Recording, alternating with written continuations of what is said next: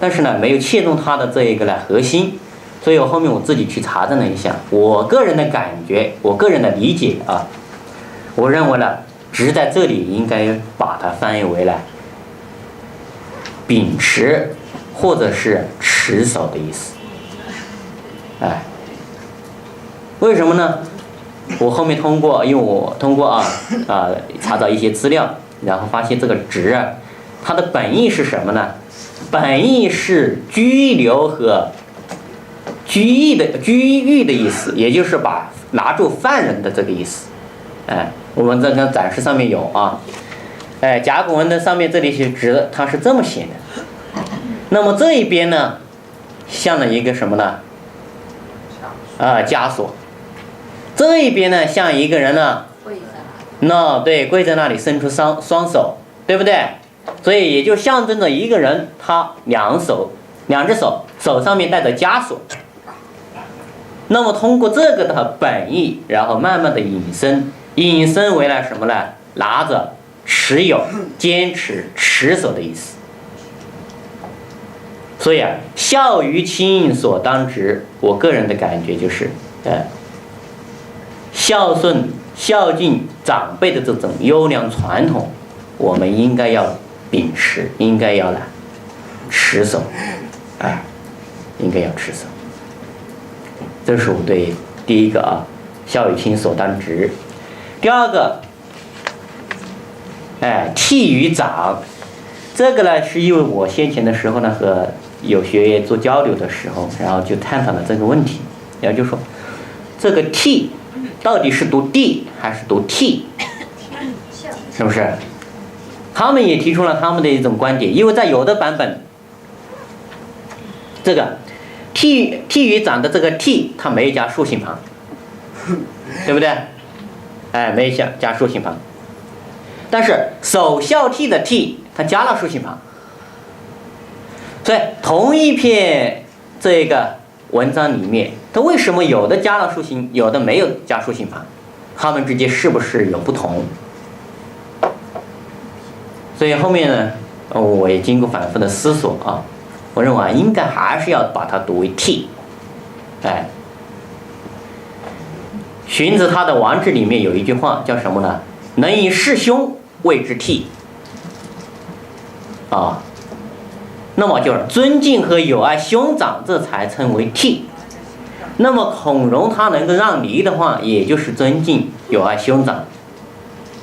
那么这里呢，应该还是把它当作读为了悌读为了悌。第三个日所残，这个残呢比较难写，但是呢不难理解比较难写。第四个呢，韩愈君，这个愈呢比较容易读错第五个，此四独。那么这个独呢，有的这一个呢，学员他就跟我讲了，他说，我现在在查证资料的时候，发现这个独是水沟水渠的意思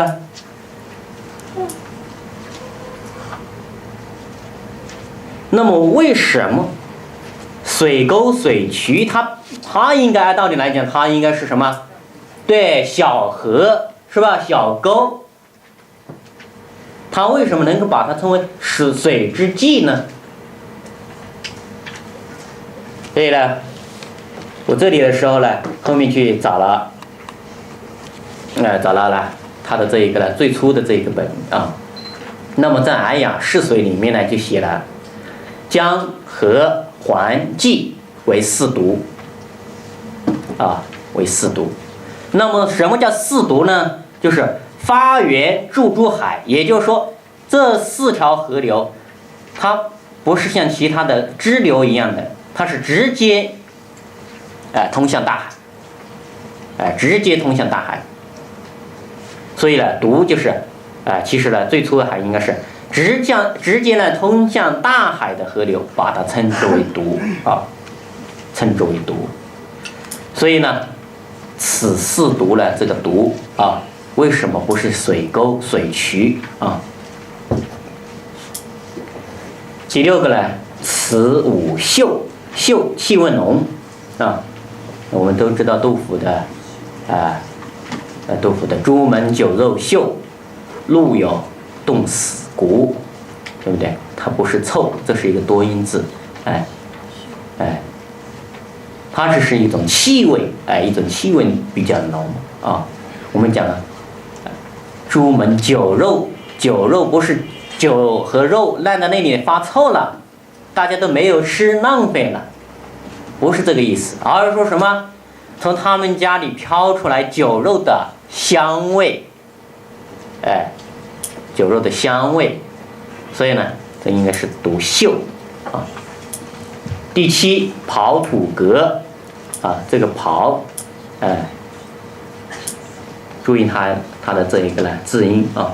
第八呢，当师序，师呢，师从，遵守，按照的意思。序和我们现在的这个顺序的序是一个通假字啊，也就是说，父慈子孝，夫和妻顺，兄友弟恭，以及呢朋信友义，君敬臣忠这10种伦理顺序应该要遵守啊，应该要遵守。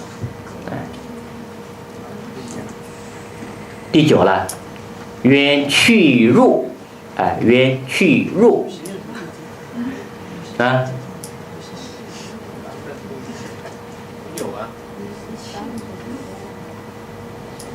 有问题吗？没有。哦，书上没有，版本不一样啊。好，《三字经》的版本我可以跟大家讲啊。因为它太重要了，所以呢，每朝每代都有人对它进行修订，包括我们大家都熟悉的章太炎，这么大的一个学问家，他同样。